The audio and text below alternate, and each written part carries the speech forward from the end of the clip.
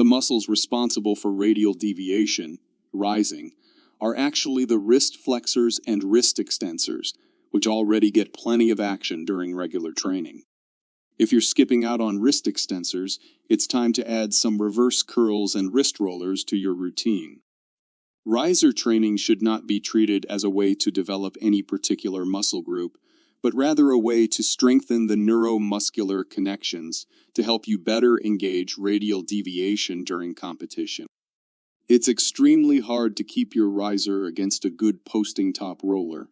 Unless Levan's wrist is way weaker than it was, Devon's probably will have hard time keeping his riser, especially with the way Levan clamps with his fingers directly on the thumb bone to disable any tricks that Devon may try to do.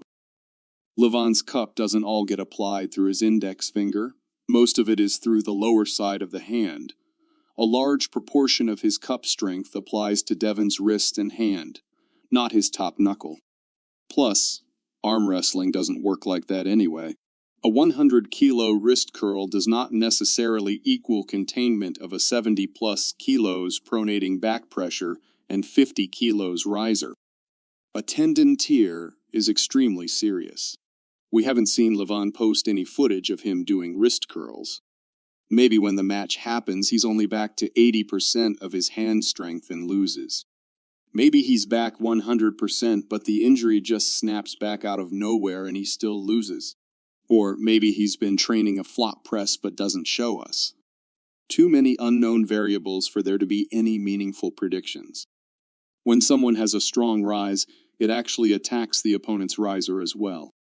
If Levan has a weaker riser, it's likely he would be the one to get his wrist dumped and end up on the bottom if they are going top roll for top roll. A good top roller, however, will switch to a pronation-based low-hand top roll to counter your hook.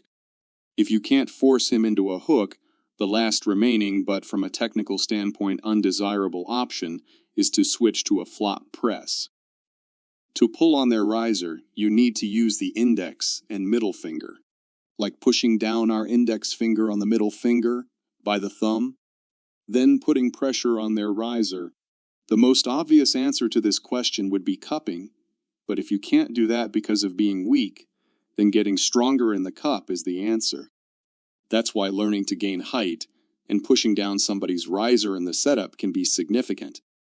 Also, not to mention that pressing forward in the direction of one's post is smart, and most of the time the guy who's posting won't be able to handle it.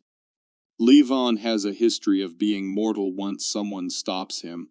Hermes match and far in the past 2016 match versus Kostadinov, whereas Devon has a history of winning matches once he puts a stop to someone. The most notable match was versus Dave in 2019, where Dave was much stronger than Devon, but Devon used technique to stop him, and something similar might happen against Levan. Of course, it is not always true, and Devon lost such matches against Gennady. Levan doesn't have a lightning flop press though, and John Brazank in 2015, where Devon stopped Brazank first round but failed to slip in following 2 rounds, and I don't expect Devon having trouble getting to straps. In the first match versus Levan, he forced strap every round. Levan almost managed to press in the Hermes match, however Hermes managed to hit sideways and with back pressure just in time to stop Levan from pressing.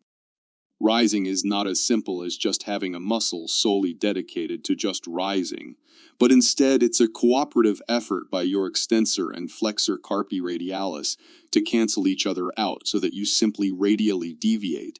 But just training rising will increase your body's ability to use it, and efficiency on the table is no one here. You can't replicate positions from arm wrestling. You want to replicate the vectors of the force.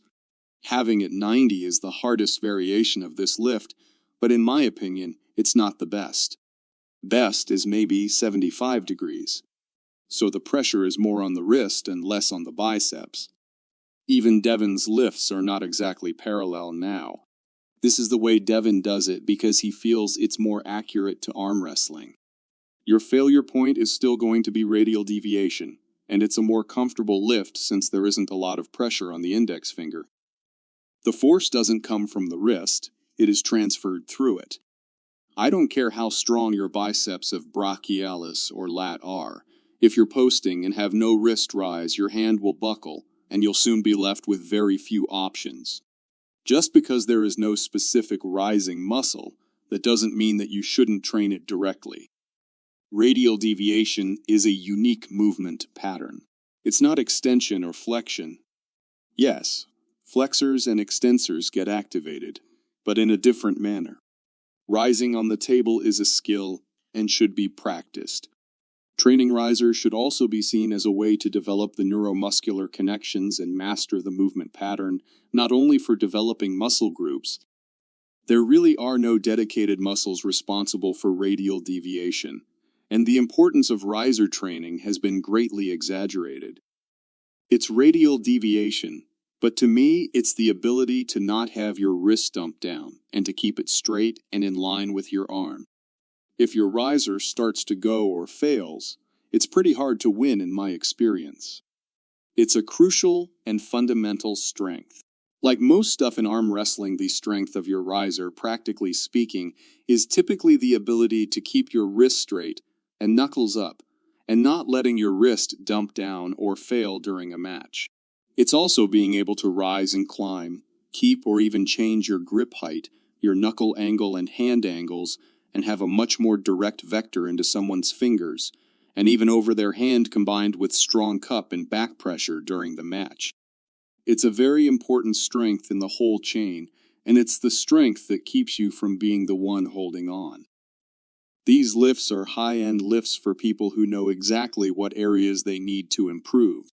Beginners need basic strength, from what they get bigger, and as a base, to progress from later with these special moves. Arm wrestling is like a chain. Your weak link will always fail. All the links are equally important. Some are more important depending on your opponent, since not all links take the same pressure if you get hooked, top rolled, or press. But unless you have an injury, you should try to strengthen all links to be good against every type of pulling. No one besides Levan has a strong enough cup to contain Devon pronation without taking his hand. Brute forcing it with their cupping strength simply doesn't work.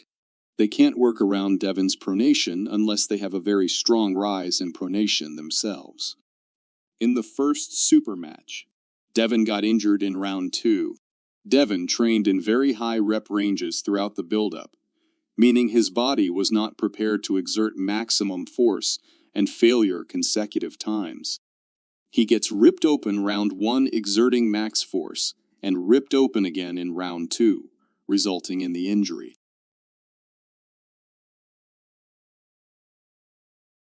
With a 25% increase in rising strength, how can a significant stop not occur with 4 rounds to work with?